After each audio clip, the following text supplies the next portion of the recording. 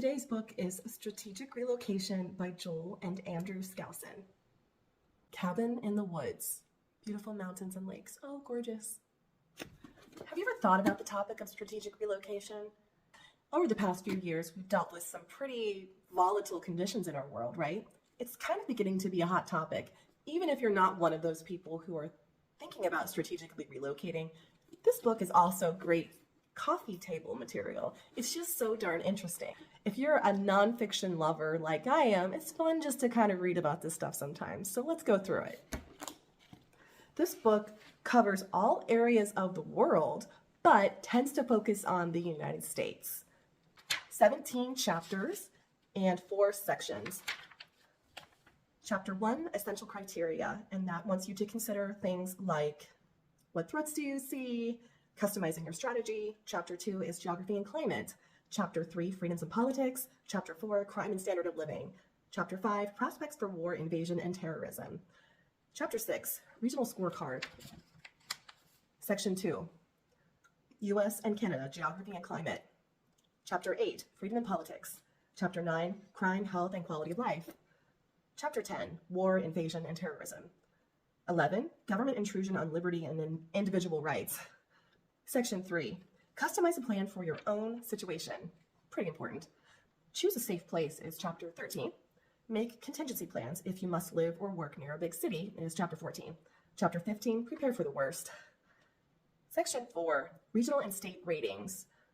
Regional Analysis is Chapter 16 specifically, and Chapter 17 is immense. It goes through all of the states in the United States, specifically targeting what makes the state safe and what makes the state more of a questionable area to think of for strategic relocation.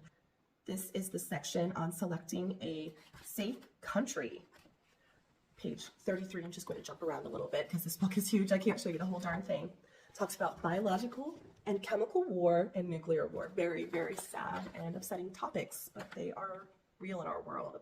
Regional Scorecard, Chapter 6, goes through Europe here. Let me show you the map. Can you see that without a glare? I hope so. Middle East, Southeast Asia, East Asia, Australia and New Zealand, South Pacific Islands, everything is covered. South America, Argentina, geography and weather. Sunshine and cloud cover, very important to think of because if you wanted to potentially, grow your own crops, if you needed to be independent, you need to think about the amount of sunlight and rain and the elevation that you're living at in order to be able to successfully grow your crops, right? He does go into the natural disasters in certain areas like earthquakes, tornadoes, hurricanes. Important to consider also. Water pollution. Oh yeah, that's important too. Everyone needs water. Section 3, strategies. Assess the threats. Threats to avoid. Threats to mitigate. You need to mitigate moderate natural disasters, plagues and health threats, widespread social unrest, economic problems, effects of war, government persecution. Oh, deep topics, right? Page 128, they even talk about tips on constructing retreat houses. Essential. You need a dwelling if you were to abandon society or just even wanted to create a home on your own, without Home Depot or any other company helping you. Preparing to live after a nuclear attack. Heavy, heavy stuff, right?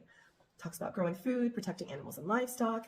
Section 4, Regional and State Ratings. Here is the map, and every state in the United States has a star rating out of 5, telling you how potentially safe it might be, considering the criteria that are observed by Joel and Andrew, their opinions on that. Here's the map. Yeah, even if you don't live in the United States, it's just fascinating, just data analysis on this sort of level. Interesting stuff. Population distribution in the United States. Again, just fun data analysis information. As we all know, in the U.S., the East Coast is much more densely populated than the Western area, not including really California, of course. Here is a colored map. U.S. primary threats. Oh, and he gets into bigger maps. Seattle, lots of red. Montana, ton of red. Fascinating stuff. Geographical, topographical maps. More detailed, British Columbia here. Hope you you can see with that glare, I apologize. And to wrap up this, I will just go through one state with you, Arizona. It gets a 3-star rating for the criteria covered in this book. Population demographics. It's a moderately dense state. Cost of living index, 98.8. Average is 100. Private land availability, poor. Crime, medium high. Alternative medicine, very good for a full range of natural health practitioners. And it talks about military targets. Yes, Arizona has several of those. Retreat areas. If you live in Arizona and the stuff should hit the fan, these are areas that you might like to go for a bit more theoretical safety. Payson, Star Valley, and the small town of Young are up there. Right, so then this book just continues on through the rest of the states in the United States. So thank you for joining me today, and I hope you're having a great start to the new year. Bye, see you soon.